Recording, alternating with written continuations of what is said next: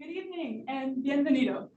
My name is Saskia Naubert-Dunkel, and I'm opening tonight's event, What's Happening in Peru, Interdisciplinary Perspectives on a Structural Crisis, to welcome you on behalf of the Humanities Institute.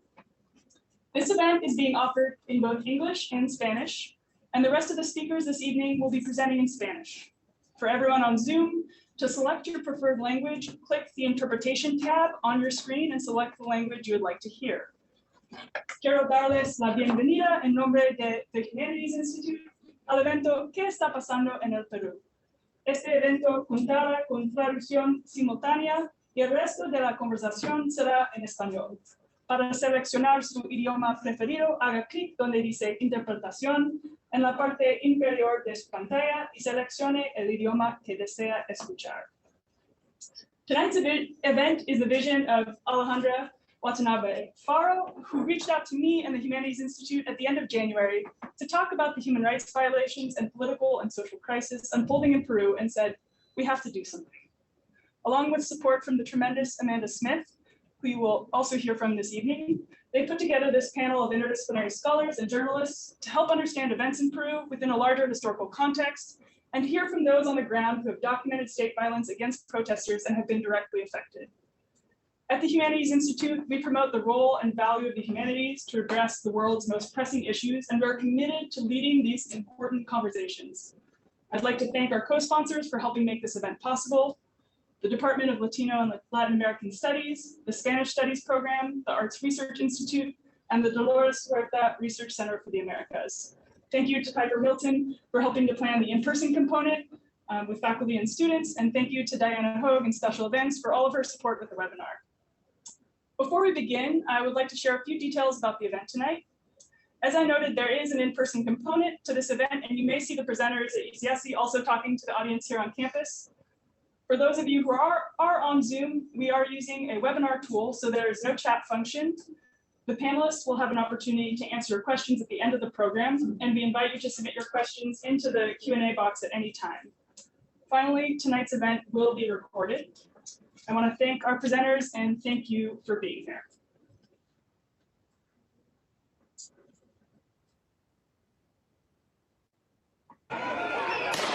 Across Peru, violent protests are intensifying. Anti-government protesters and police taking aim at one another. The number of injured now in the hundreds, and it continues to climb as relatives mourn the death of the dozens killed. Dina Boluarte asesina, ha matado tanta gente, nuestros hermanos de Puno. At least 47 people have died as a result of the clashes between Peruvian security forces and supporters of ousted President Pedro Castillo. The protest began last month after his removal, but the deadliest day was this week. On Monday, 17 civilians and one police officer died in a span of a few hours. Guardo mi cámara, es un hombre del efectivo policial que pone de rodillas apuntando. Y en ese entonces de repente suena la bala y siento solamente un toqueo en mi pie. Hospital morgues are filled with bodies. Quiero hacer un llamado al gobierno central de que cómo es posible que podamos tener tantos fallecidos. And now the country's top prosecutor is launching an inquiry into the sitting president, Dina Boluarte, and members of her cabinet amid allegations of what they are calling genocide, qualified homicide, and serious injuries related to the demonstrations.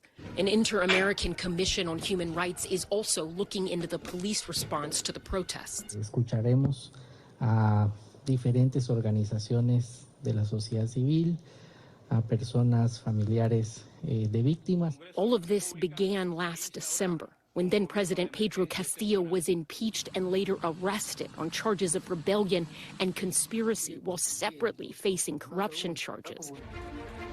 His vice president, Dina Boluarte, sworn in as the first female president of Peru. Then the violence came. Experts say today's protests are bigger than one moment or one person. This is what we're seeing is the government's failure to really grasp that there is a deep and abiding political and social crisis, that they lack the legitimacy. They've shown that they don't have the tools to deal with this crisis. Their only tool has been repression, and it's fueling more protests. President Boluarte promised to move the next election up by 2 years, but protesters want her out now.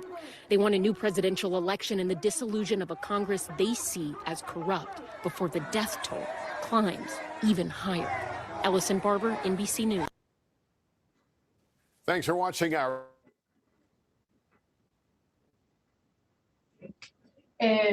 Buenas tardes, buenas noches a quienes nos acompañan.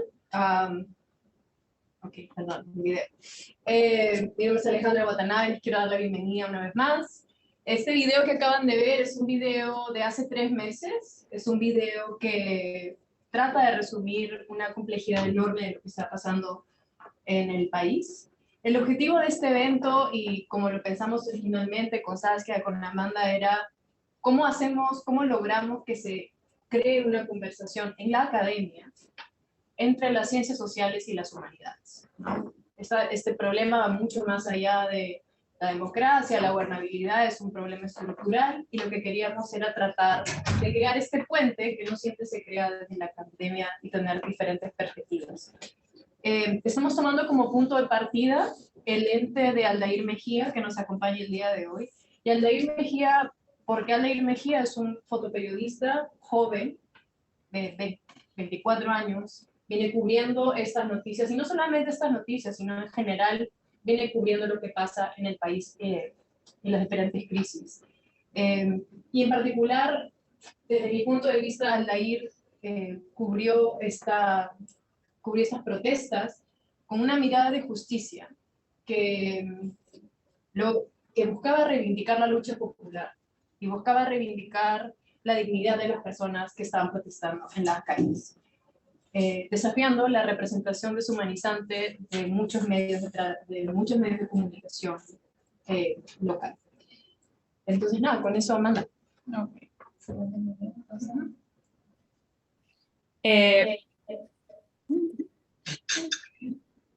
Ya. Ok. Hola, buenas tardes con todos. Gracias por estar aquí. Yo soy la profesora Amanda Smith y ahora vamos a dejar que los panelistas se presenten brevemente. Van a hablar 2 minutos para explicar un poco la relación de su trabajo con lo que está pasando en Perú. Y si quieren ver sus biografías más extendidas, están en la página web del evento. Entonces empezamos con la profesora Nole Escotito. Muchas gracias por la invitación. Muchas gracias a las personas e instituciones organizadoras de este evento, a quienes nos escuchan, a quienes están físicamente en la sala en la universidad. Mi nombre es Mariela Nole Escotito, soy abogado de formación y tengo estudios en estudios latinoamericanos y en ciencia política. Mi portafolio de investigación y labor docente incluye temas de derechos humanos, igualdad de género y no discriminación, y sistemas raciales latinoamericanos, así como la intersección de cómo diferentes sistemas de opresión posicionan a distintos grupos fuera del ámbito de protección de la norma. Muchas gracias. Profesora Méndez. Sí, buenas tardes. ¿Me pueden ver? He desbloqueado mi cámara, pero mi cámara no se desbloquea. Ya, listo. Pero no sé por qué no se desbloquea mi cámara. ¿Me pueden desbloquear? Ya. Voy a ver. No sé por qué no puedo desbloquearme. Bueno, vamos a pasar a otro panelista y mientras tanto... Mientras solucionamos eso. Ya. Ok. El profesor Pereira... Ahora sí. Okay. Va y viene. ¿No es cierto? Yo lo desbloqueo y se vuelve a bloquear. No. Ahí aparece. Bueno, No sé. Bueno, igual presento, sí. Sí, preséntate pues. Me presento aunque sea sin rostro. Ahí está. Ahí está, ya. Buenas tardes, muchísimas gracias por la invitación. Yo soy Cecilia Méndez y enseño aquí hace mucho tiempo en la Universidad de California en Santa Bárbara, pero soy peruana y mi primer trabajo después de graduarme en la Universidad Católica fue en la Universidad de Huamán en Ayacucho. mi experiencia en Ayacucho a fines de los 80, en un momento en que todavía la guerra de Sendero Luminoso era fuerte, fue decisiva en todo lo que hice después. Entonces, mi trabajo, disculpen al gatito, mi trabajo realmente consiste en estudiar y entender cuál es el rol de las sociedades rurales, especialmente campesinas, andinas, en la formación del Estado peruano desde sus inicios, después de la independencia hasta el presente. En tanto tal, he trabajado temas de racismo, etnicidad, la relación entre militares y campesinos, y he publicado con gran amplitud sobre estos temas. Mi interés en el trabajo histórico es la comprensión del presente, sobre todo. Entonces, mi trabajo explícitamente se plantea preguntas sobre el pasado para poder tratar de entender el presente y poder actuar en el presente. Y por último, también escribo en un medio peruano que se llama La República. Es una columna que tengo cada mes y están invitados a visitar esa página de La República y también mi página web, porque tengo muchas publicaciones que están de acceso gratuito en PDF. Muchas gracias. Muchas gracias. Profesor Pereira Chávez, por favor.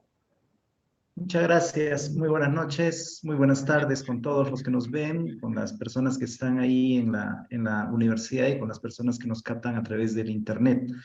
Muchísimas gracias por la invitación. Mi nombre es Nelson Pereira Chávez. Yo soy historiador y antropólogo de profesión. Me desempeño como docente en la Universidad Nacional de San Cristóbal de Huamanga, en la ciudad de Ayacucho. Yo trabajo temas de historia regional, también historia regional centrada en la región de Ayacucho y en la región subcentral de la República Peruana. También trabajo temas de historia contemporánea desde una perspectiva de historia regional, desde una perspectiva mucho más regional, desde el interior del país.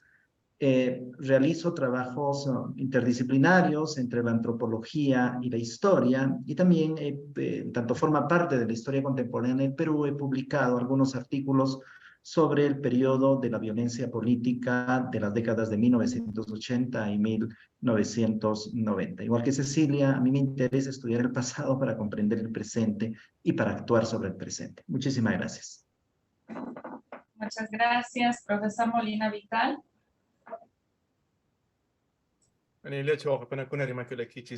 Estados Unidos y los manta. Muchos saludos a todos ustedes. Soy Carlos Molina Vital de la Universidad de Illinois, del Centro de Estudios Latinoamericanos en la Universidad de Illinois en Urbana-Champaign.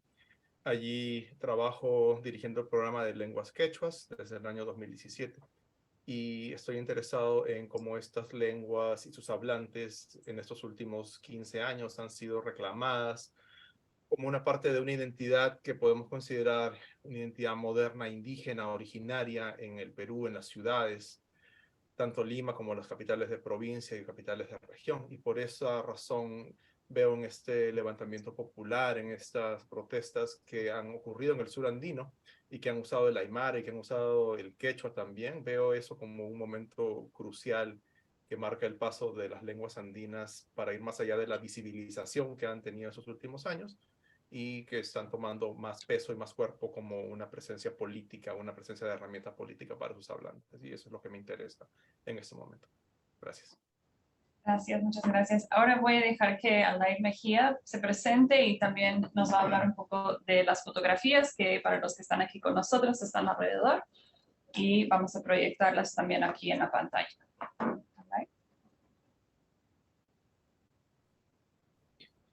Hola, mi nombre es Aldair Mejía, tengo 24 años. Antes de todo, muchas gracias por la invitación. He trabajado para el Diario de la República ya hace más de 3 años. También trabajé para el gobierno del Perú en Presidencia de la República y actualmente trabajo en la Agencia EFE de España como colaborador acá en Lima, Perú. Y mi trabajo se centra más que todo en los conflictos sociales y también lo que es en la parte de la prensa, que es en base del fotoperiodismo. Y pues siempre, para mí las protestas han sido muy duras, no solamente estas, sino también las anteriores protestas que hemos vivido acá en nuestro país sobre la época de Merino, actualmente que estamos viviendo sobre la nueva presidenta Dina Boluarte, ¿no? Pues mi portafolio se basa en los conflictos sociales, más que todo me centro en este sentido sobre la lucha del pueblo, no solamente enfocarme en la lucha del pueblo, sino también en general, ¿no? Soy muy neutral posible en todos estos casos, ¿no? En realidad he cubierto varias historias sobre atentados, conflictos, incluso lo que es el COVID-19 también, que fue una enfermedad que nos chocó bastante a todo el mundo, ¿no? Y pues un poquito hablando sobre la protesta y sobre como mi perspectiva en lo que he vivido en carne propia, ¿no? Al capturar los momentos de estas protestas fueron muy duros al principio y hasta ahora que nos enteramos que hubo muchos fallecidos, ¿no? Y pues yo fui uno de los heridos también en estas protestas de Dina Boluarte. Me cayeron un perdigón en la pierna donde me dejó casi 3 meses sin poder trabajar. Fue en Juliaca, en Puno, donde la policía me atacó y pues tuve que salir de la región por el tema de la crisis y los problemas, ¿no?, que sucedían en ese entonces. Y bueno, más que todo, mi experiencia personal se basa en lo que siempre he visto en los momentos, ¿no? Y llegar al momento adecuado donde pasa estas protestas, ¿no? No sé que hay muchos medios de comunicación locales, más que todos, que no han podido cubrir esto, porque ha sido un punto muy fuerte que es en Puno, y Ayacucho Cusco también, igualmente, pero hasta el momento, en mi perspectiva, Puno fue de una de las regiones que más ha sido chocadas, ¿no? Acá en el Perú. Como vemos las fotografías, que la lucha del pueblo siempre ha estado, y la represión policial también, ¿no? Y por algo, un claro ejemplo está los asesinatos, ¿no? No solamente de la policía, sino también de las fuerzas armadas, ¿no? Que he visto también cómo mataban y cómo disparaban directamente a los pobladores, ¿no? En sangre fría y cómo usaban las armas, ¿no?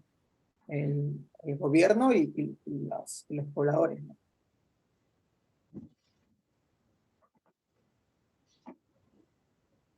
Y más o menos nos enfocamos también en Lima. Lima también ha sido una de las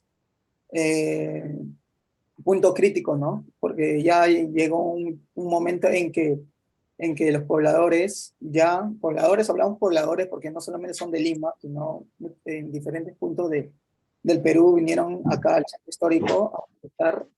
Y como vemos acá en las fotografías, que muchas personas fueron heridas, incluso han caído sin impacto de perdigones y bombas lacrimógenas que muchas personas han quedado en UCI, ¿no? Y fueron gravemente heridos, siempre por parte de la policía, manifestantes también que respondían con no armas letales, ¿no?, sino con lo que vemos en la fotografía, ¿no? Y es un claro, yo creo que para mí va a ser siempre un archivo histórico, en realidad lo que he descubierto. Después de que me cayó el perdigón en la pierna, ya pude como que reflexionar mucho en todas estas protestas, ¿no? Que fue una protesta muy violenta en realidad. Jamás había visto un policía delante de mí arrollando a un poblador, pasándole la moto encima, y este manifestante llorando ahí en la calle, ¿no? Incluso la prensa también ha sido agredida, no solamente pobladores, ¿no?, sino también a nosotros mismos hemos sido agredidos, tanto en Lima y en provincia, ¿no?, que no nos dejaba de trabajar y la libertad de expresión estaba en peligro. Los ataques ante la prensa han sido muy molestosas de parte de ambos lados, ¿no? No solamente podemos hablar de una parte, ¿no?, sino también ambos mandos también. Ha sido muy fuerte las agresiones entre nosotros. Y lo que significa la cobertura sobre esto y los planes hacia el futuro no sé cómo va a ser la solución en toda esta protesta, porque me imagino que va a seguirlo, porque los grandes medios de comunicaciones no han hablado mucho sobre la protesta de Dina Boluarte. Y hubo más de 50 asesinados y nunca se se logró una justicia, ¿no? Hasta ahora no hay justicia, sino hay familiares llorando, en tristeza, enterrando a sus propios seres, a sus hijos, a sus sobrinos, ¿no? Y después de eso no hay una solución, justicia tampoco. No sé qué va a pasar más adelante.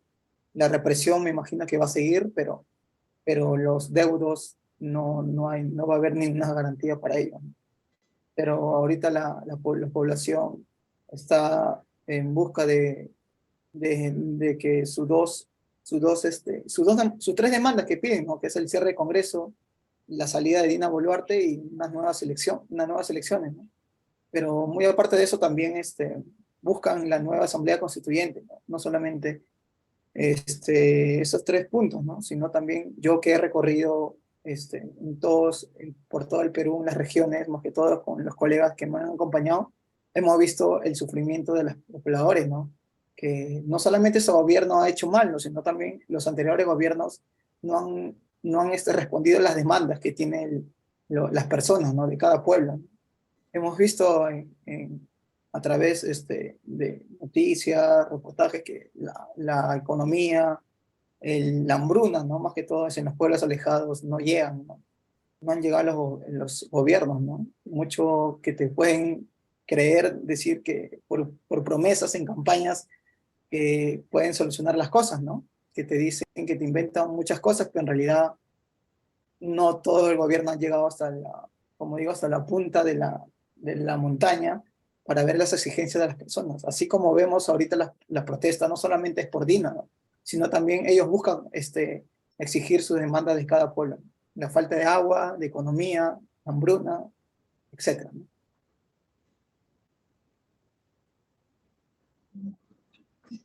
Ok, muchas gracias, Aldair.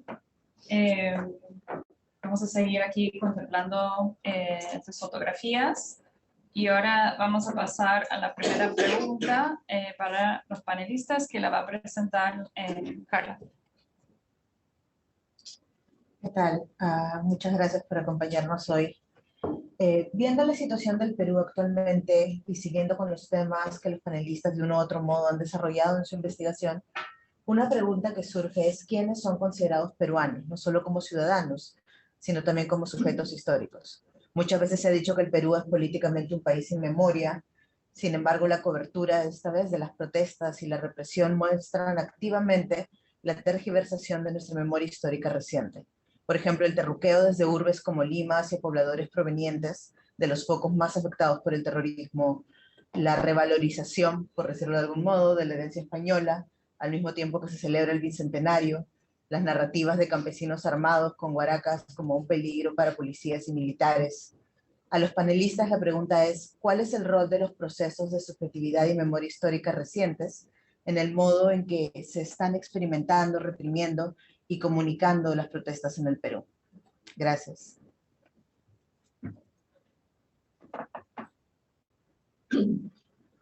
¿Les parece si empezamos aleatoriamente?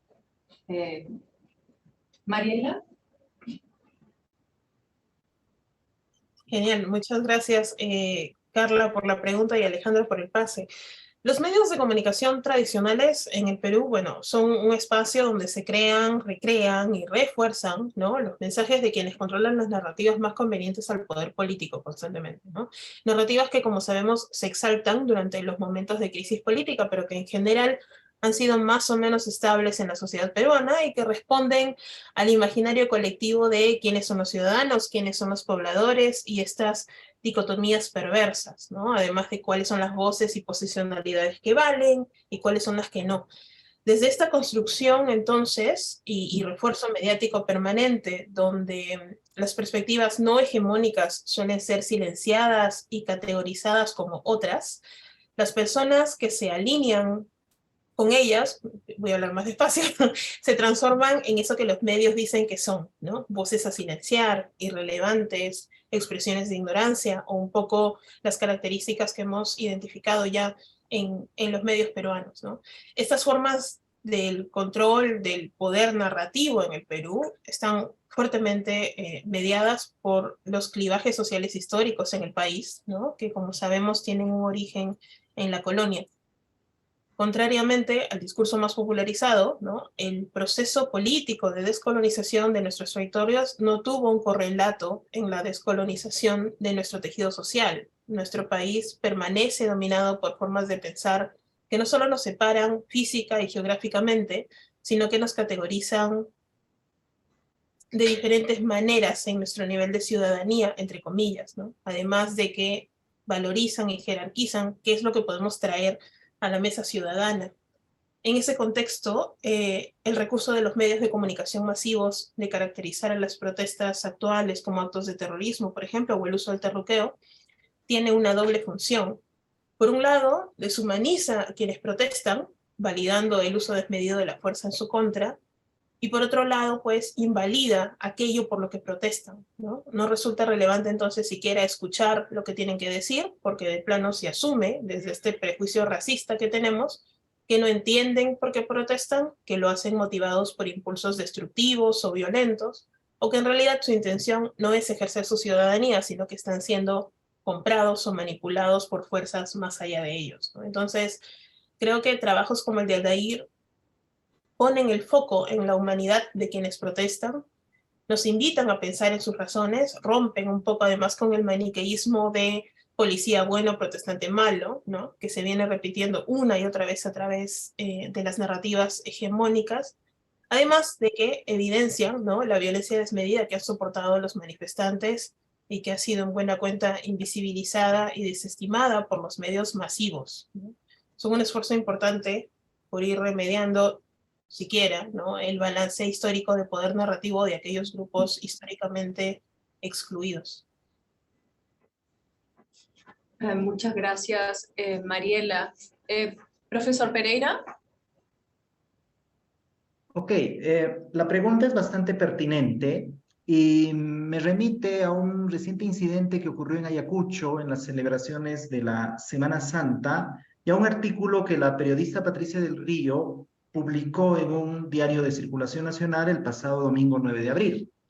El día Viernes Santo en Ayacucho se realiza una procesión muy concurrida, que es la procesión del Santo Sepulcro.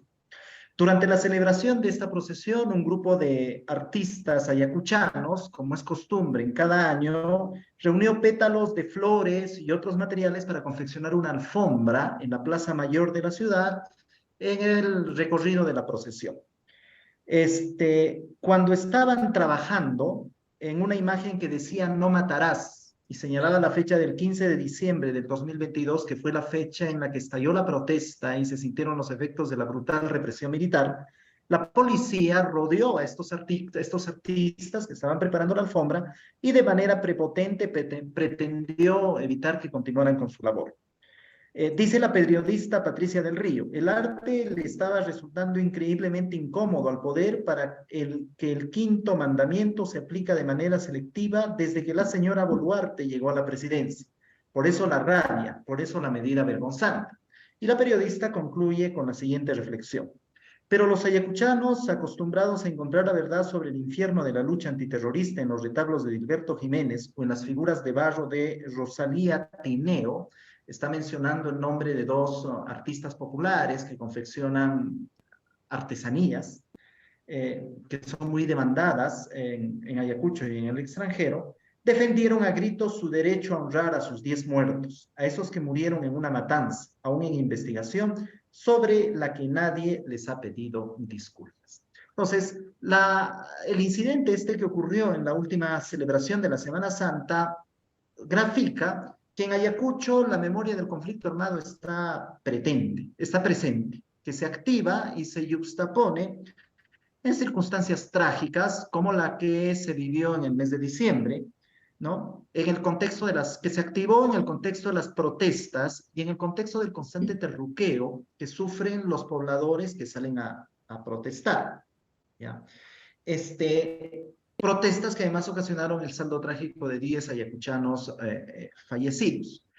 En Ayacucho, por lo tanto, la memoria del conflicto armado interno está presente, está latente. Y esta memoria se activa con mayor fuerza cuando se terruquea constantemente a los protestantes o cuando se observa la represión de las Fuerzas Armadas que nos recuerda a la dura represión de los años 80. Diferente es la situación en Lima, donde no solamente se terruquea con el afán de generar relaciones de subalternidad y de invalidar las protestas, como Mariela nos acaba de mencionar, sino que además se pretende silenciar el periodo de la violencia política.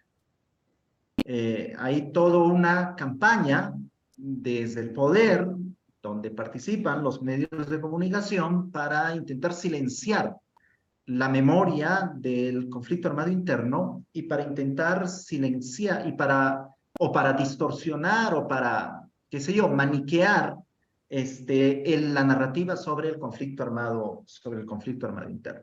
Entonces, a diferencia de Lima, donde se pretende silenciar la memoria sobre el conflicto armado interno, en Ayacucho esta memoria está viva, está latente y se activa cuando se observa la brutalidad militar en el contexto de la represión de las protestas o cuando se terruquea constantemente a los que salen a protestar. ¿Qué es lo que está reclamando la gente en estos momentos? Pues en estos momentos un poco que las protestas se han desactivado, aparentemente se ha vuelto a una calma, se ha podido celebrar la Semana Santa en Ayacucho, se ha restablecido el flujo turístico, no sabemos qué es lo que va a suceder en el corto plazo, pero una de las principales demandas es que haya investigación sobre lo que sucedió en Ayacucho y que se sancione a los responsables militares, políticos, directos e indirectos de lo que sucedió en Ayacucho.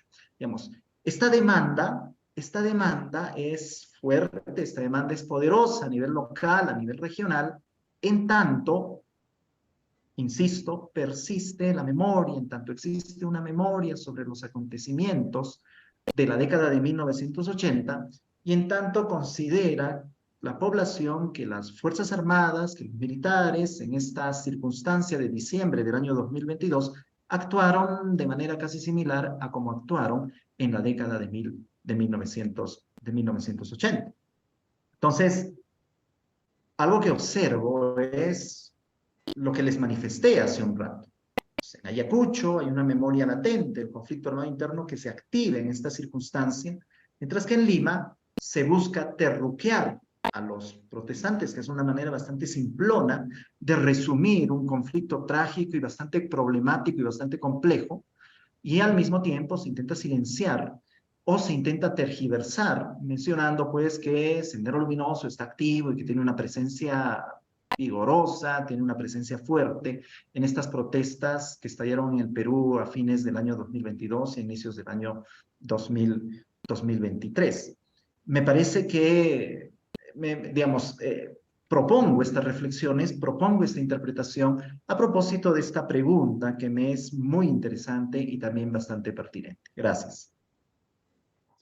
Muchas gracias, profesor Pereira. Profesora Méndez.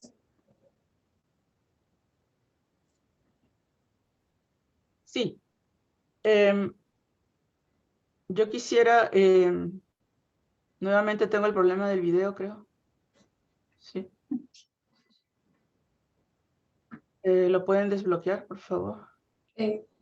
No creo que sea de nuestra parte. Ya, no sé qué pasa que no se desbloquea. Pero bueno, aunque sea por mi voz, sí, no sé, la verdad que no, creo que voy a tener que volver a entrar, salir a entrar, pero puedo hablar con... No sé. Ahí va. A ver, lo dejo ahí, listo.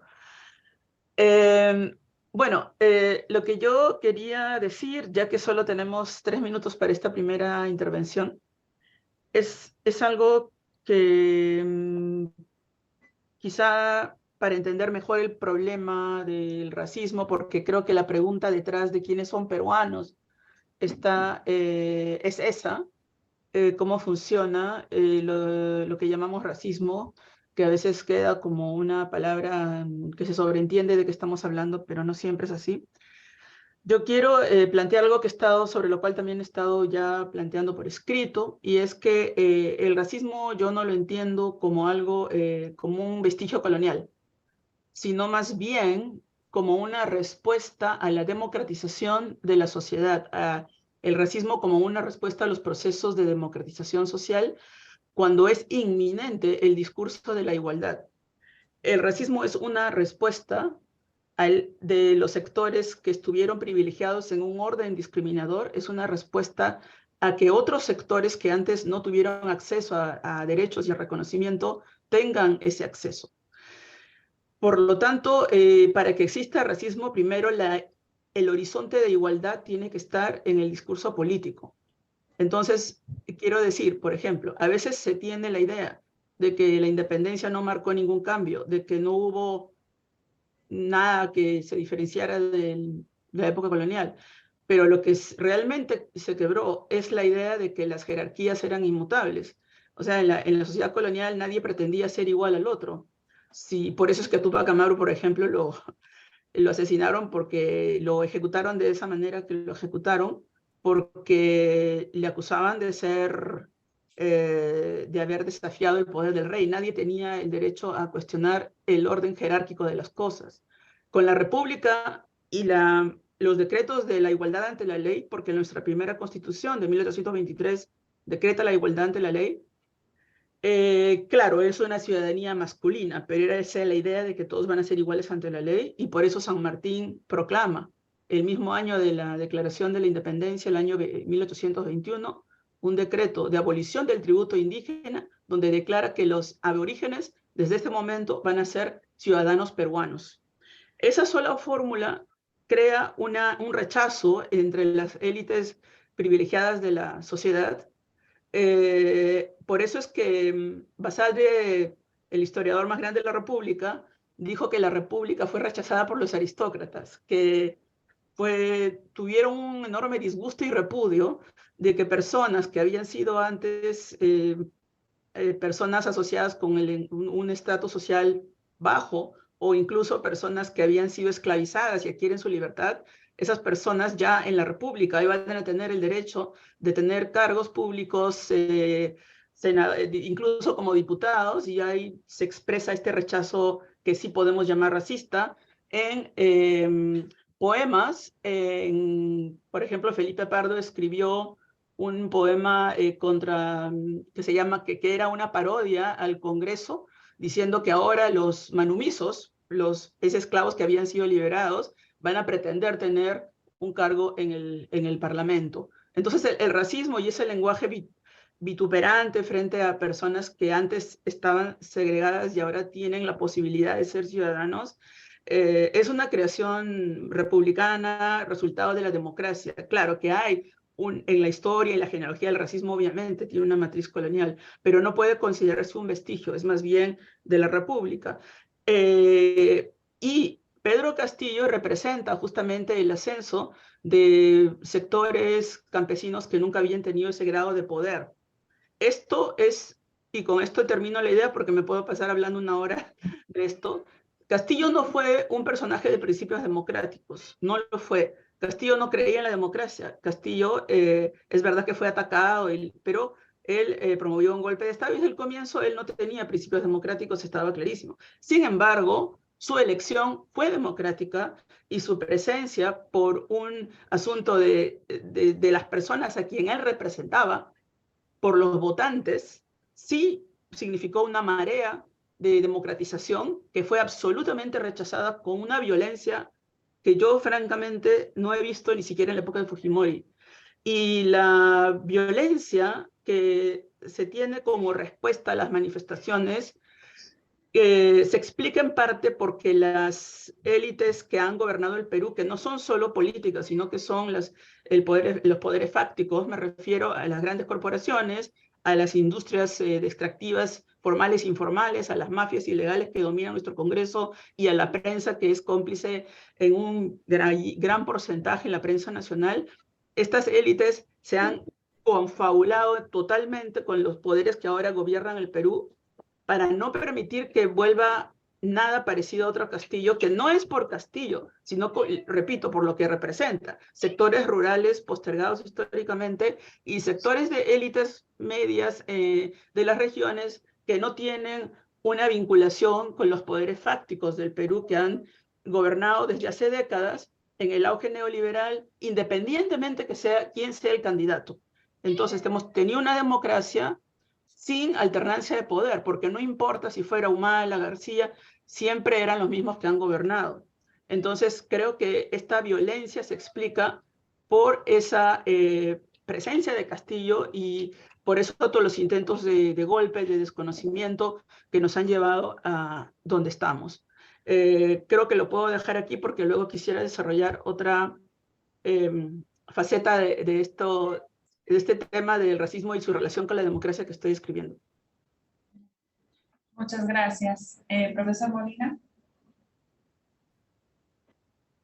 Sí, muy bien. Yo quería justamente retomar o conectar con lo que la profesora Cecilia Méndez ha mencionado sobre cómo se ha venido arrastrando desde hace tanto tiempo esta discriminación y esta sorpresa primero y este repudio después violento en contra de lo que se puede ver como rechazo a lo indígena rural tomando el poder o manifestando el poder. Y eso, bueno, históricamente viene desde hace mucho antes. Me voy a enfocar solamente en lo lingüístico aquí, ¿no?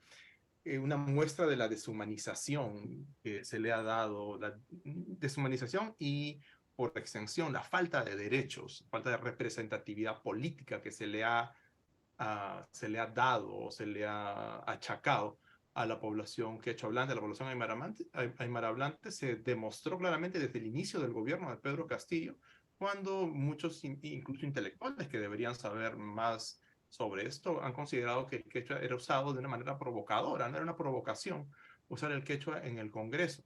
Y después la aparición pues, de la huifala durante las manifestaciones se consideró básicamente una afrenta a una supuesta unidad nacional, ¿no? Esta idea de nación que está mucho más cercana, una vez más, a sus ancestros criollos europeos que a la población de origen andino. Y justamente eso nos ha mostrado durante todas las protestas, durante las luchas que se han dado, el tema de los privilegios de clase. Muchas veces cualquier concesión que se le quiera dar a esta masa indígena, entre comillas, ¿no? Vista como algo tan ajeno, que no lo es por los mismos cambios sociales migratorios que ha habido en los últimos 60, 70 años, pues no se quiere soltar prenda, no quiere haber ningún cambio en el status quo para nada. O sea, la mera mención, el uso del quechua o de derechos de poblaciones de comunidades andinas se considera como, si no irrelevante, problemático, y no debería ser algo así. Y bueno, quería también mencionar acerca de, también quería mencionar cómo esta usurpación de Dina Boluarte. Dina Boluarte se considera una usurpadora porque está quitando de alguna manera o está recordándole a las personas los abusos que hay de las clases que dominan el español, de las clases que se ven representadas en la sociedad con el estatus social más alto, con el acceso a la educación, el acceso a los medios de comunicación, etcétera, etcétera, como un problema que debe ser respondido o que debe ser de algo que no les ha gustado a los votantes de Pedro Castillo. Y sobre eso solamente quería añadir que no hay que olvidar que si hay una memoria histórica aquí que se está manifestando, es que la población rural, la población que se ha organizado en las protestas, no ha olvidado y ha notado claramente que Dina Boluarte es una representante claramente de lo que se llamaban los mistis, estos mestizos, una clase gamonal que robando tierras ejerce poder y crea un poder mayor en contra de los intereses de las comunidades indígenas, las comunidades andinas.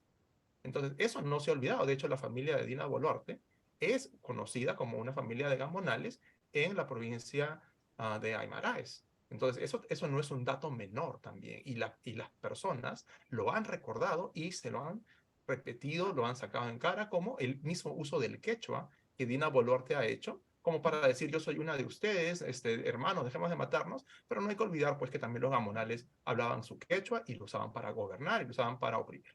Gracias.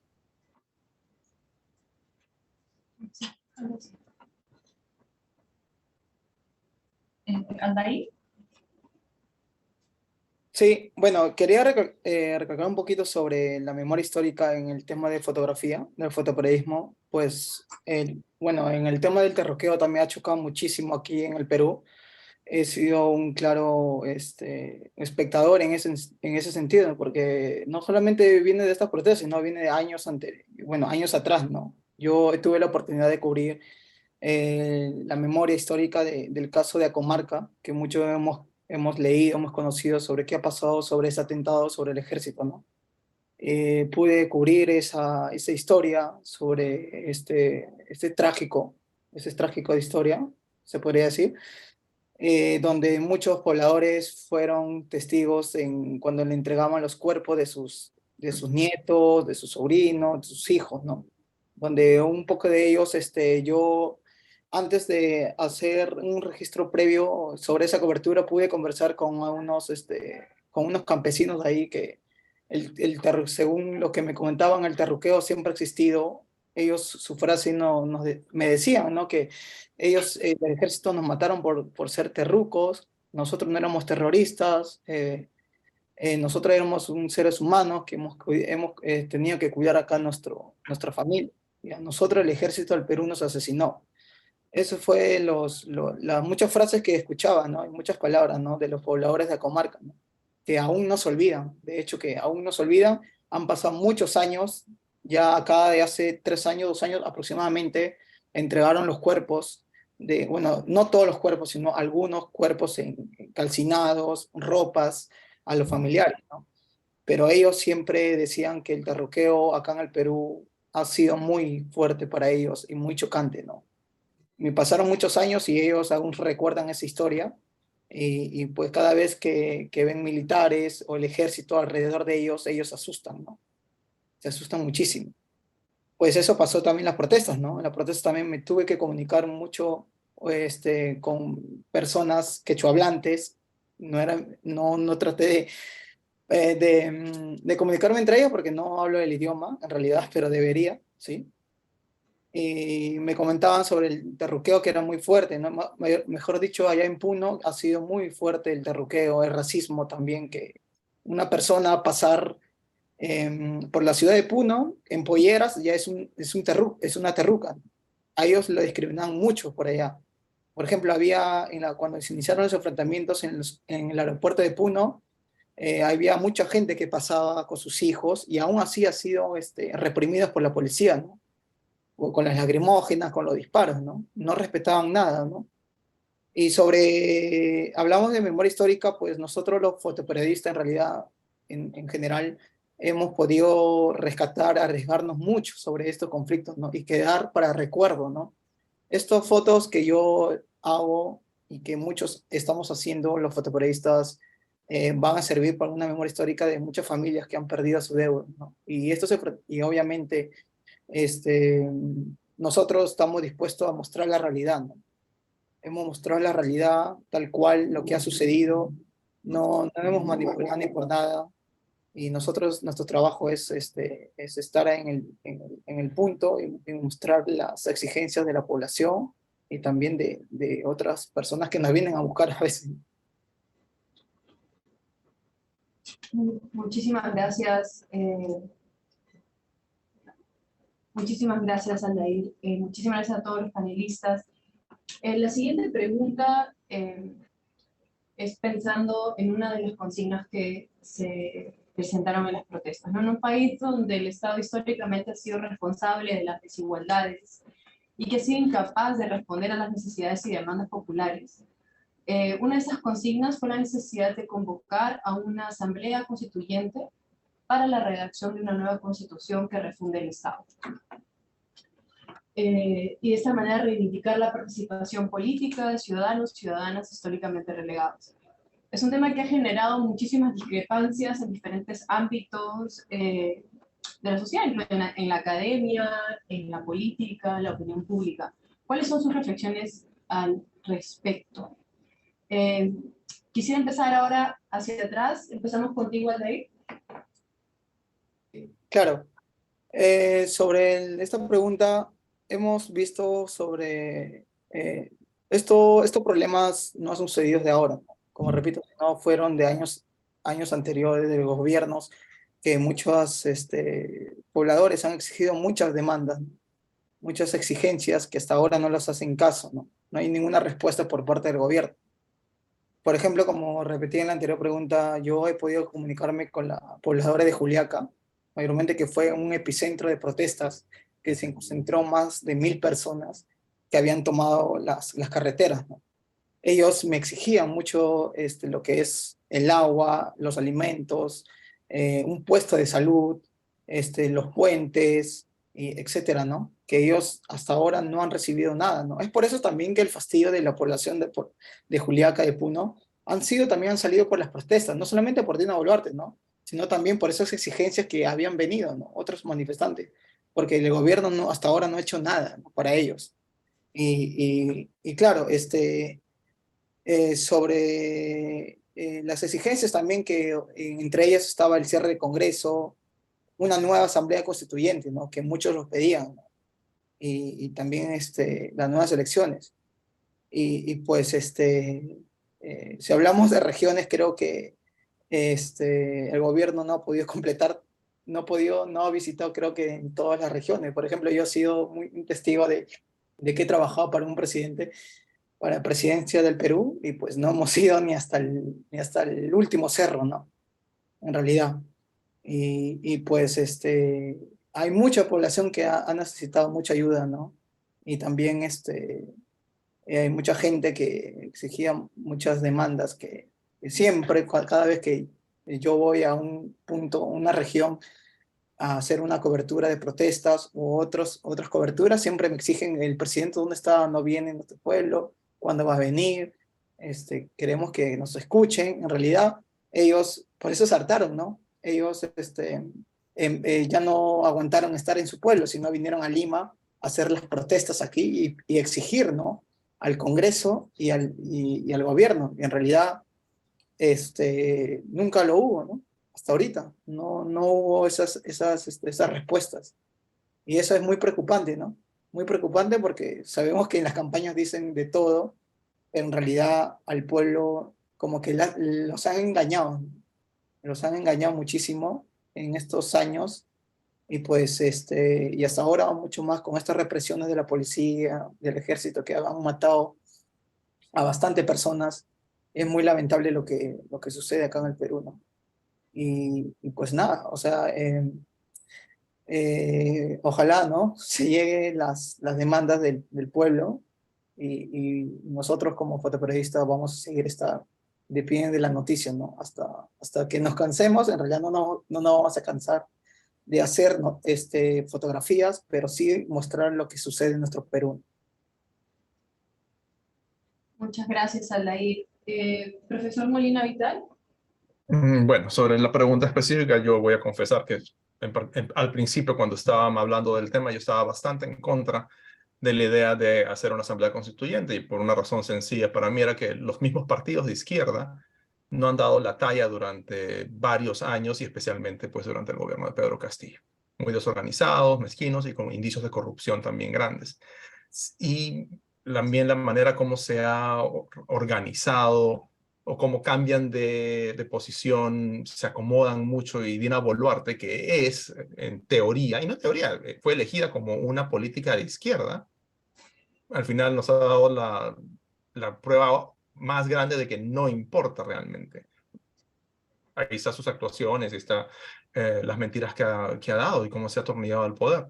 Pero habiendo dicho esto, ahora ya me parece que hay razones mucho más fuertes para apoyar a una asamblea constituyente, incluso aunque no sea perfecta. Vamos, en realidad no va a solucionar los problemas mágicamente, y también me temo que no va a lograr una representación así sustancial de minorías e incluso pues participación de mujeres. Me gustaría que eso ocurriera, pero no lo considero probable. Lo que más bien pienso yo es que la Asamblea Constituyente es efectivamente un clamor popular. La gente está organizándose y las protestas han sido protestas de carácter político.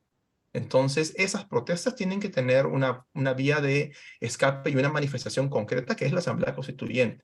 Y de esa manera se está ejerciendo una presión real a las élites políticas, que básicamente han sido las que han manejado la represión. Y de esa manera se les puede mostrar que la gente, el pueblo, no se queda de brazos cruzados y va a ejercer, bueno, básicamente el poder de votación, que es, digamos, uno de los grandes poderes que le quedan a las personas. Vamos a recordarles entonces que votar, incluso para elegir una constitución nueva, es un acto político. Y sobre eso quiero terminar diciendo lo siguiente. Las organizaciones populares que han logrado llegar a Lima organizándose desde las comunidades, desde caseríos, desde anexos, son realmente una manera clara, nos están informando de que hay, no solamente para los aymaras, sino también para los quechuas, un nivel de organización que es lo que llamarían en inglés un nivel de grassroots o movimientos de base popular. Quizás, y tengo la esperanza de que ese tipo de movimientos que han organizado, que han estado detrás de las protestas, son los que logren poner representantes políticos idóneos, representantes políticos con mejores ideas y que tengan mejores principios y que logren pues alcanzar una voz, un nivel de representación mucho mayor en el Congreso. Yo pienso que eso es una esperanza justamente. Las protestas y su nivel de organización podrían llegar a replicarse en los representantes quechuas, aymaras y ojalá que de otros pueblos originarios también en una asamblea constituyente, y por eso ahora estoy a favor de esta idea. Muchísimas gracias, profesor Molina. Profesora Méndez. Sí, para seguir con la idea y no perder el hilo de la propuesta de mi predecesor, Molina, yo quería decir que hacer hincapié en por qué Puno ha sido el lugar donde el Estado, o mejor dicho, el gobierno de Dina Boluarte se ha ensañado más. Puno es el lugar donde ha habido la mayor represión, la peor masacre. Han muerto más de 20 personas ahí asesinadas a través de ajusticiamientos extrajudiciales con armas de fuego. Y no es casualidad que sea una de las regiones del Perú de mayor presencia indígena y mejor organizada, Algunas personas de nuestras élites intelectuales o digamos de clases medias, limeñas, han deplorado que no haya líderes, que no es dónde está la sociedad civil, pero yo pienso que no están viendo a estos dirigentes de grassroots, como decía el compañero que me ha precedido, Carlos Molina, no son conscientes, no logran reconocer a los líderes de las comunidades campesinas como líderes políticos reales. Entonces, como no hay un partido político, etcétera, no reconocen, o como no hay un liderazgo de una clase social con la que ellos reconocen que pueden asumir la política, no los reconocen. Entonces, Puno también, en segundo lugar, ha sido el departamento o la región, como ahora se llaman, del Perú, que rechazó la constitución de Fujimori del 93, cuando hubo un plebiscito. Fujimori hizo un golpe de Estado en el 92 y en el 93 se escribió la constitución que hasta ahora rige en el Perú.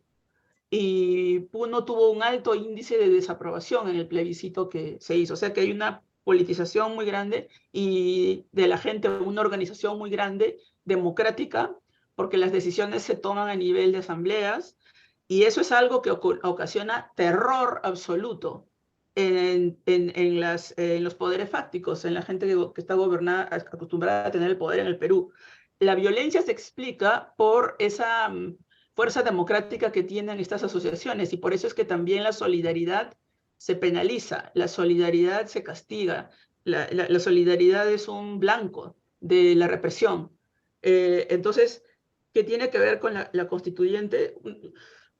Siguiendo con lo que ha mencionado Carlos, inicialmente muchos sectores tuvieron ciertos reparos, y también me incluyo hace unos 3 años, cuando yo escuchaba Asamblea Constituyente, lo asociaba con partidos de izquierda que están muy desprestigiados, pero ahora la izquierda está muerta porque las movilizaciones no son de izquierda, las movilizaciones son de los postergados, independientemente de las ideologías, ¿no? Y entonces, pienso que la Asamblea Constituyente es una manera en que las cosas no se van a solucionar, pero va a canalizar las demandas que no tienen dónde canalizarse. porque el Congreso no tiene cabida, el Congreso Correcto. tiene 100% de aprobación y no tiene cabida ningún debate, porque solo están discutiendo de sus intereses y sus mafias, sus negocios. Entonces yo pienso que la Asamblea Constituyente abre una posibilidad de discutir y debatir temas políticos y pueden salir algunas soluciones importantes, temporales, puede calmar, puede sentir que la gente se siente oída. Y por último, porque ya se me va el tiempo, decir que contra el argumento de que no estamos listos, de que no, que quién va a salir, de que hay mucha violencia, qué sé yo, la violencia del Estado, yo digo que ninguna constitución en el mundo ha salido de una situación de paz. Todas las constituciones, desde la de 1812 de España hasta las de la Revolución Mexicana de 1917, la de México de 1857, han sido constituciones que han surgido de guerras, que han surgido de tratar de conciliar una situación irreconciliable, y se ha ido para adelante a seguir luchando con un sistema de leyes distinto, ¿no?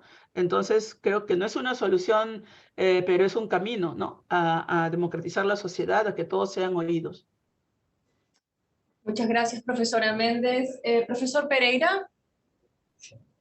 Sí, retomo digamos, mi participación anterior para ver un asunto de fondo que creo que que casi no se ha visibilizado en el contexto de estas protestas y que me parece que es interesante plantearlo y discutirlo. En verdad, lo que estamos observando no es solamente un conjunto de protestas políticas contra el actual gobierno, contra el Congreso, contra los partidos políticos, una demanda de que se vayan todos.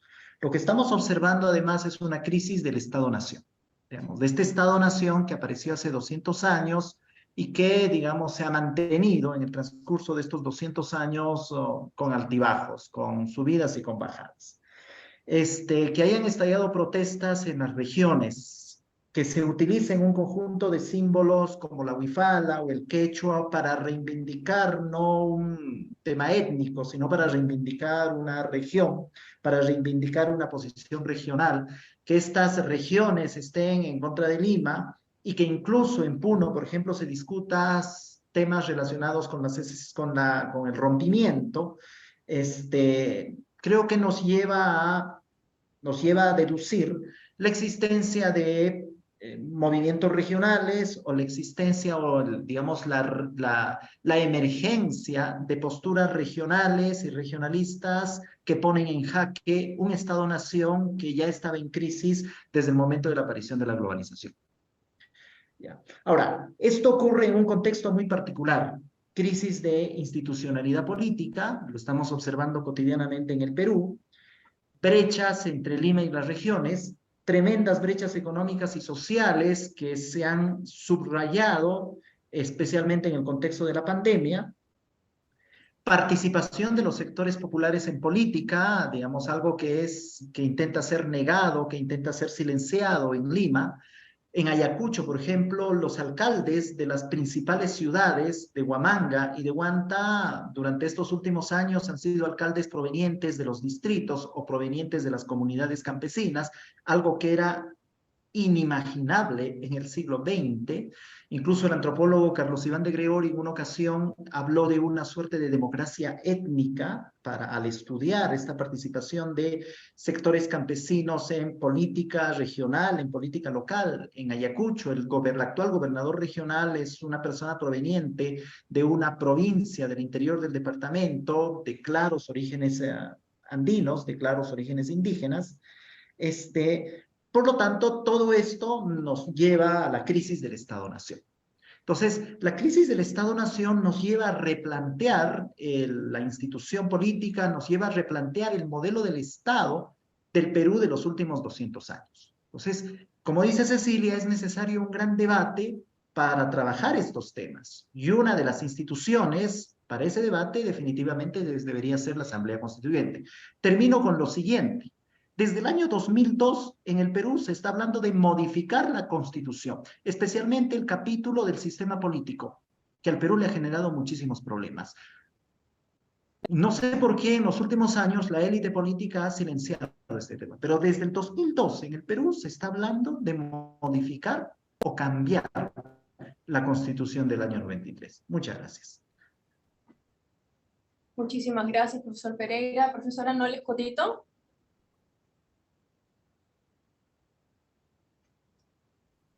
Gracias, Alejandra. Yo creo que mi participación está más o menos alineada a la ya expuesta por los panelistas respecto de la pregunta que nos presentaste. Entonces, de repente, lo que puedo ofrecer es que lo que tenemos en el horizonte, el jurídico específicamente, ¿no?, es que hay un sector de los constitucionalistas que argumenta que modificar la Constitución difícilmente va a transformar las brechas históricas que atraviesan el país. Entonces, que cambiarla sin transformar nuestra forma de funcionar políticamente como país o los fundamentos que la sostienen, va a dejar el estado de cosas actual más o menos igual, ¿no? Mientras que hay otro sector que más bien reconoce que nos encontramos en un momento que razonablemente puede entenderse como uno de naturaleza constituyente y que, bueno, esta es una urgencia cada vez menos ineludible, ¿no? Que es importante abrir la arena política para evaluar la posibilidad de reformular nuestro pacto social. Creo que más allá de si en términos constitucionalmente técnicos la asamblea es posible, ¿no?, no podemos perder de vista que crear oportunidades más equitativas para que quienes conforman esta nación tan diversa puedan participar de un proceso político tan trascendental podría generar un cambio de paradigma en la forma como nos entendemos como nación y cómo nos relacionamos unos con otros. Obviamente, sin embargo, enrumbarnos seriamente en esta tarea va a implicar, ¿no?, reivindicar el derecho de todos y todas las ciudadanas a participar plenamente, algo pues que históricamente no se ha hecho en nuestro país, ¿no? Debería pasar porque reconozcamos sus voces, sus perspectivas, sus necesidades, así como sus demandas, ¿no?, en igualdad. Y esto, claro, en el plano abstracto, pero también respecto de quienes históricamente han concentrado el poder para tomar decisiones sobre el rumbo de nuestro país. Personalmente, yo no creo que estemos en un momento en que se pueda lograr una asamblea amplia, representativa y que sostenga o brinde espacio para las voces de todos y todas, pero confiaría en que el momento sí es propicio, siquiera para poner la conversación sobre la mesa, ¿no? Nuestros representantes ciertamente no están ayudando, pero a lo mejor sí es posible cuestionarnos desde otros liderazgos o aquellos más comunitarios o agrupadores, como los descritos por la profesora Méndez hace un momento, discutiendo el país que queremos y cuáles son algunos de los consensos que debemos lograr para fortalecer el llegar hacia él, ¿no? Muchísimas gracias, profesora Noles Cotito. Ahora Amanda va a pasar con las preguntas del público. Sí, pues muchas gracias por estas perspectivas y ahora vamos a pasar a las preguntas. No sé si alguien que está acá presente tiene una pregunta. Si no, hay 3 preguntas del público virtual. Voy a ir en el orden en que me llegaron. Entonces, la primera pregunta es, ¿cuáles son las cuestiones más desafiantes para el tema de derechos humanos con este conflicto? Y de repente no todos los panelistas tienen que responder a cada pregunta, nos quedan básicamente 15 minutos para preguntas, entonces quien quiera responder. Sí, si me permiten, eso es un poco, digamos, simple o de contestar. Algunas de las preguntas de derechos humanos más urgentes en este contexto de crisis política actual están relacionadas básicamente al debido proceso, el uso excesivo de la fuerza por parte de las fuerzas del orden y la seguridad personal, además de la garantía del derecho a la asamblea y protesta. Quisiera añadir, si es posible, un tema importantísimo que no se ha mencionado. Aparte de los más de 50 muertos, si consideramos casi 70, si consideramos los que se han muerto en total y no solo por la represión del Estado, existen más de 1000 heridos. Existen 1300 o más heridos reportados oficialmente y muchos de ellos incapacitados, y 2 de esos heridos han muerto en las últimas semanas. Hay una persona que fue torturada por la policía y murió, fue el muerto número 50. Es una crisis de derechos humanos.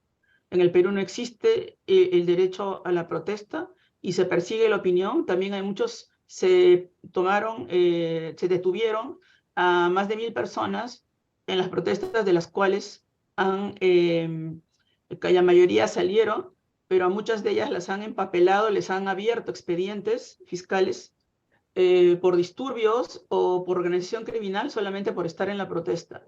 Entonces es una situación muy grave porque además esto ocurre en un momento en que el Estado ha decretado estados de emergencia sin justificación y los va renovando. Hay una ocupación militar en Puno y estamos en un momento en el que están cerrando, por ejemplo, Museo de la Memoria, se están atentando contra los derechos de la gente y el Estado no ha reconocido y la Fiscalía está obstaculizando las investigaciones.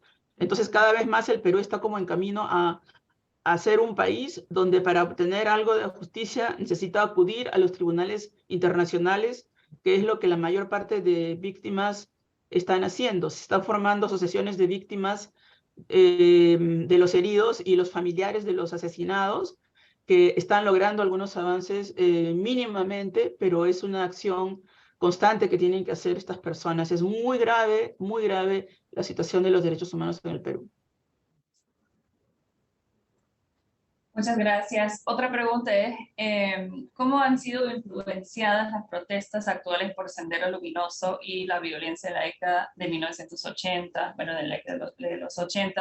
Todos han hablado un poco del terruqueo, de repente pueden explicar un poco más la relación, ¿no?, entre el terruqueo y la historia y el presente.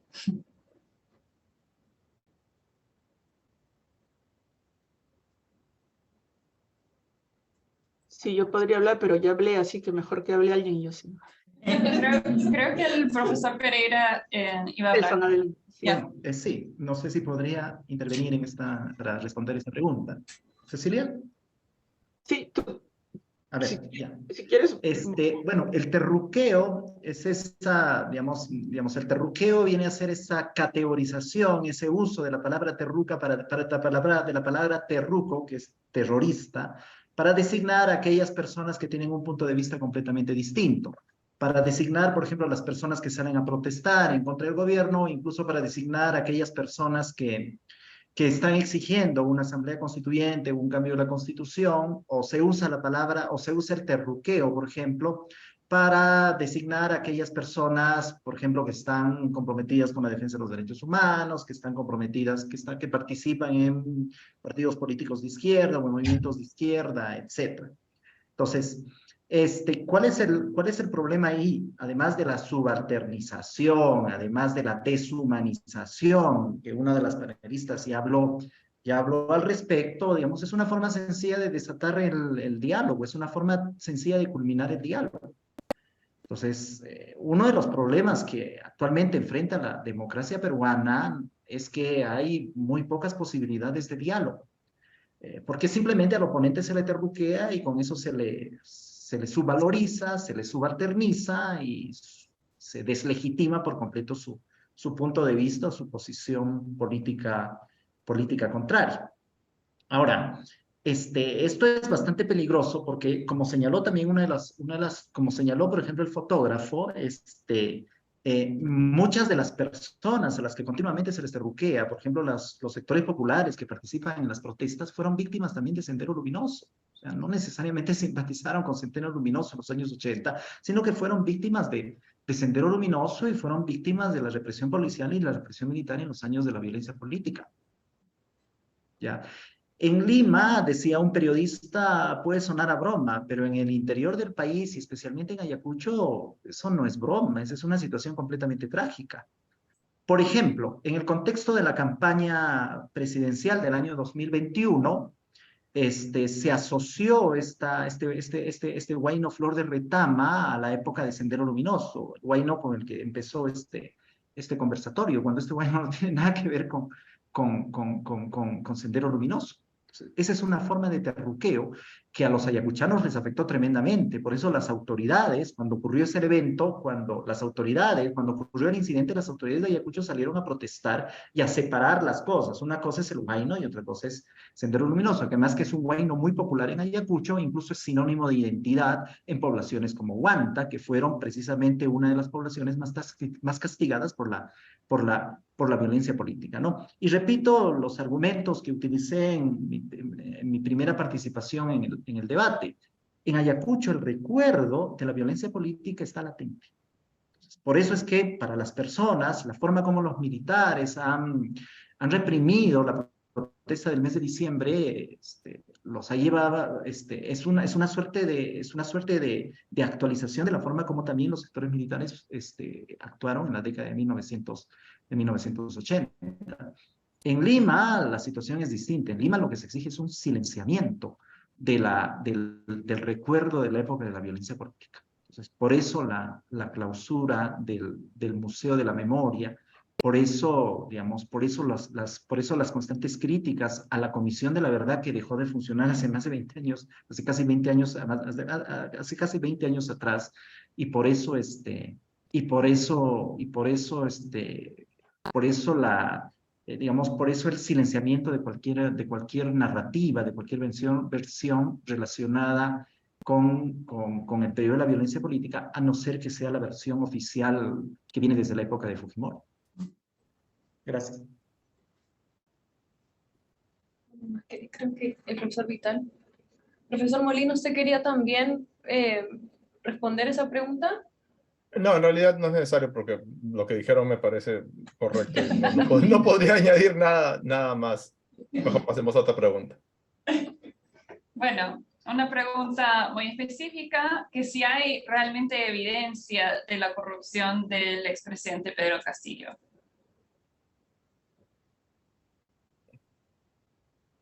Bueno, sobre eso yo creo que lo mejor sería que la persona que ha hecho la pregunta pueda investigar realmente y esperar a que se haga pues un juicio justo, si es que eso es algo que puede haber con la judicialización de la política peruana.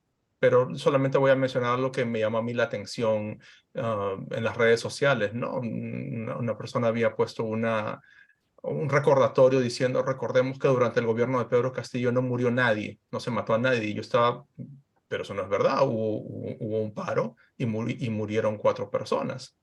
Entonces tampoco es verdad. O sea, muchas personas están ya yéndose al otro extremo de tratar de hacer de Pedro Castillo un santo, y eso no es verdad, eso no lo es. Cualquiera puede mirar, pueden googlear Pedro Castillo gobierno muertos y aparece, no recuerdo en este momento exactamente el paro, sí creo que fue un paro de transportistas, y hubo 4 personas que murieron por violencia policial, por represión. Obviamente pues no vamos a discutir sobre quién mataron más o mataron menos, pero hay que tomar las noticias y, bueno, ser objetivos en eso también. Bueno, si me permiten, Cecilia. Hay evidencias definitivamente de corrupción. Claro que hay, solo que no se compara en el volumen a lo que ha sido lo usual en la corrupción de la política peruana, ¿no? Pero no, definitivamente lo claro es que Pedro Castillo no llegó ahí para cambiar nada. Pedro Castillo tuvo un discurso que luego traicionó porque en la elección de sus ministros simplemente puso ministros para que él sobreviva como en el poder, para tener aliados en el Congreso, pero ninguno de esos ministros tenía la voluntad de hacer cambios. Lo que al principio sí, pero luego lo sacó a los mejores ministros y puso unos ministros desastrosos, corruptos, como siempre. O sea que digamos que Pedro Castillo entró entendiendo la democracia como siempre la han entendido los políticos, de voy a beneficiar a mi gente, voy a beneficiar a mi familia y mis relacionados, y en eso no fue diferente de los demás. A él lo detestaban no por sus robos ni por su corrupción, sino por quién era, porque les quitaba ese privilegio del dominio total del Estado que habían tenido los poderes fácticos. Entonces no era un personaje ni revolucionario ni mucho menos, pero despertaba temor porque sí representaba a un pueblo que sí quería el cambio, ¿no?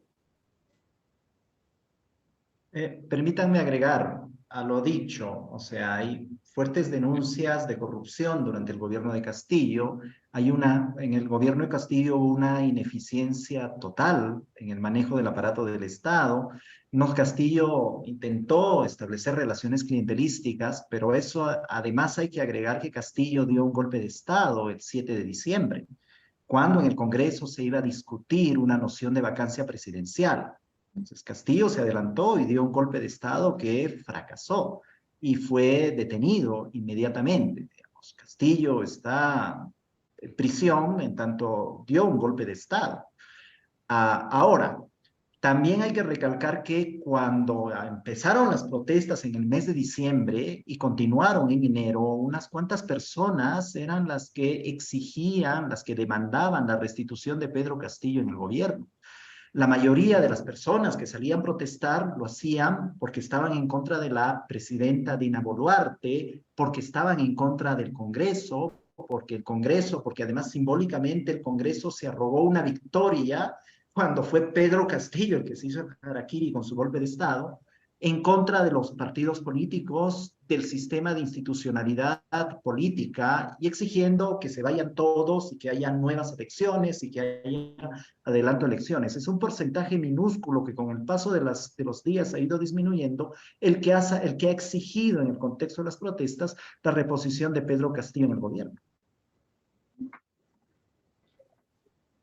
Bueno, una última pregunta para terminar. Bueno, la pregunta es, van a volver las protestas, pero de repente la pregunta es realmente cuál es el estado de las protestas actualmente y qué pasará con Dina Boluarte respecto a las violaciones de derechos humanos cometidos en su gobierno.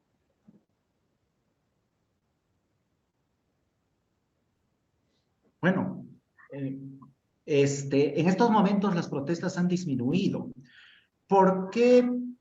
Básicamente por la crisis del tejido social, la fragmentación del tejido social.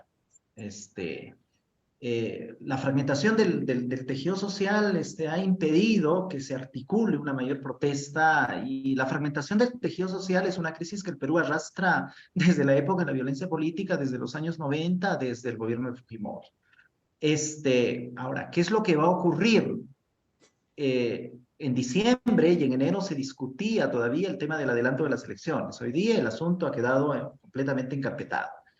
Lo más probable es que continúe el gobierno de Dina Boluarte, en tanto tiene aliados en el Congreso, en el sector militar. Se habla incluso de una suerte de gobierno congresal entre Dina Boluarte y los congresistas.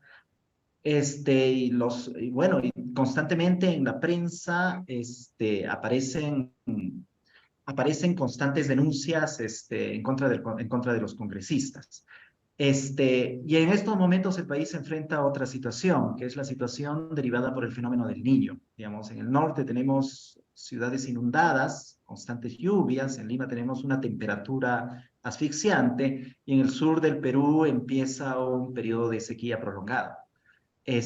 Ahora, no sabemos qué es lo que pasará en el corto plazo. Digamos. La política peruana es lo más impredecible en estos momentos. Bueno, Cecilia creo que tiene una discrepancia, a ver, quisiéramos escucharla. Sí, quisiera discrepar abiertamente con cuando Nelson dice que las protestas han parado por la disgregación del tejido social. Yo no creo que es así. Las protestas ahora han bajado por una represión brutal, que nunca en mi vida, y he vivido bastantes años, no puedo poner mi cámara, no he visto jamás de esta, como les decía, ni en la época de Fujimori, son 3 meses de una movilización masiva, que además las protestas han sido más violentas contra las poblaciones andinas y campesinas que han venido de Lima, y allí, de las 50 personas asesinadas por el Estado, todas, ninguna es de Lima, todas han sido, 48 han sido en diferentes partes de la sierra y de la parte de la sierra que colinda con la selva, y solamente 2 en Lima, y de esas 2 en Lima han sido 2 personas que vinieron a Lima de otros lugares. Y por otro lado, al contrario, estas movilizaciones despertaron a la sociedad adormilada, crearon unas tremendas redes de solidaridad con Lima. Poblaciones que nunca han sido politizadas empezaron a politizar y a unirse a las manifestaciones. Por ejemplo, los comerciantes de Gamarra, que es un sector de emprendedores, como decían en esa lógica del neoliberalismo popular, ¿no? De emprendedores, de comerciantes, ellos, los padres, los madres, los abuelos de ellos, eran los que venían de las comunidades campesinas y salieron expresión del capitalismo popular, aliarse a decir, porque están matando a la gente. O sea, la represión creó una cadena de solidaridad enorme. La gente de Lima empezó a salir. Y la razón por la que ya la gente ya no sale es porque te matan. La gente, los policías están dispuestos a matar, a aplastar, y te apresan y te empapelan o te meten las armas que no son usadas, no son legales. Dina Boluarte, y con esto termino porque es muy largo, Dina Boluarte se va a ir a la cárcel tarde o temprano con Otárola. Ellos están ordenando matar gente. Ya Amnesty International, las Naciones Unidas, el New York Times, los organismos interamericanos de derechos humanos han hecho, e incluso el Departamento de Estado de Estados Unidos, han hecho llamados de atención que no puede quedar la impunidad. Y el Estado peruano no ha respondido a ninguno de esos. Está encubriéndose porque saben que la justicia en el Perú no llega, y si llega, llega tarde, y ellos probablemente puedan seguir libres. Pero eso es criminal. La gente no sale por miedo. Ha logrado ganar el miedo, pero no totalmente. Yo pienso que la gente va a volver a salir, sobre todo la gente de las provincias donde tienen más muertos, y en Puno no ha parado la protesta. En Puno siguen organizados y están organizando más marchas.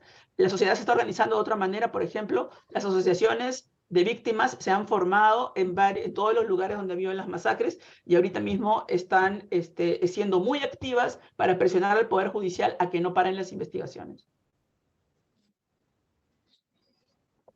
A ver, permítame brevemente responder. Una cosa son las protestas en Puno, otra cosa son las protestas en Ayacucho y otra cosa son las protestas en Cusco. Lo que yo estoy observando es que las protestas tienen dinámicas distintas y tienen diferentes tipos de solidaridad. Pero en el caso de Ayacucho, por ejemplo, hay una fuerte, digamos, en el caso de Ayacucho vivimos en una sociedad donde hay una fuerte descomposición del tejido social, y en cierta medida eso ha atenuado las protestas que se suscitaron en el mes de diciembre. Es cierto que ha habido una feroz represión, es cierto que hay una suerte de criminalización de la protesta, y es cierto que hay una suerte, digamos, hay una suerte de criminalización de la protesta, y es cierto que hay una suerte de, digamos, de utilización de los medios represivos para evitar que la gente proteste. Pero a eso también, bueno, el arte también es una forma de protesta, efectivamente. Pero, digamos, lo que se ha observado, y cierro el ejemplo con el que empecé esta participación, lo que se ha observado es que en Ayacucho, por ejemplo, esta protesta de los artistas con la alfombra fue una protesta que no generó la solidaridad de los otros grupos sociales en el contexto de la Semana Santa. Entonces, a eso me refiero con la desarticulación del tejido social. Y en el caso de Ayacucho, esa memoria sobre el conflicto armado interno y sobre la dura represión que ocurrió en los años 80, en cierta medida también ha apaciguado, ha calmado la protesta. Ahora, ¿puede revivir la propuesta? Sí, puede revivir la protesta. Antes de la Semana Santa se rumoreaba en Ayacucho que después de la celebración nuevamente la gente saldría a protestar. Digamos, algo que en el Perú es impredecible es la política. Las propuestas pueden revivir a corto plazo, como pueden apaciguarse hasta más adelante. Pueden resurgir en tanto es una expresión de la crisis del Estado-Nación y de la emergencia de las regiones en un contexto de globalización y de crisis política, pero también pueden ser más tenues en tanto también está el asunto de la fragmentación del tejido social, al menos en Ayacucho. Reitero, Cusco y Puno tienen dinámicas completamente distintas y sería interesante hacer una lectura mucho más detallada al respecto. Gracias. Muchas gracias. Pues justo en el momento en que se calienta el diálogo, tenemos que cerrar, pero voy a pasar la palabra a Alejandra, que nos va a cerrar este evento tan importante. Muchas gracias. Muchísimas gracias, Amanda. Muchísimas gracias a los panelistas, a quienes nos acompañaron en el webinar, a quienes nos acompañan en la sala el día de hoy. Muchísimas gracias. A The Humanity Institute, a todo el mundo. Muchísimas gracias por hacer este evento posible. Creo que es una conversación que tiene que continuar en la academia, hacer algo desde donde estemos, ¿verdad? Así que muchísimas gracias y que tengan buenas noches. Gracias a Muchas todos. gracias. Muchas gracias. Muchas gracias. Buenas noches. Gracias. Chao, Hasta Cecilia. luego. Un abrazo. Gusto de conocerlos también.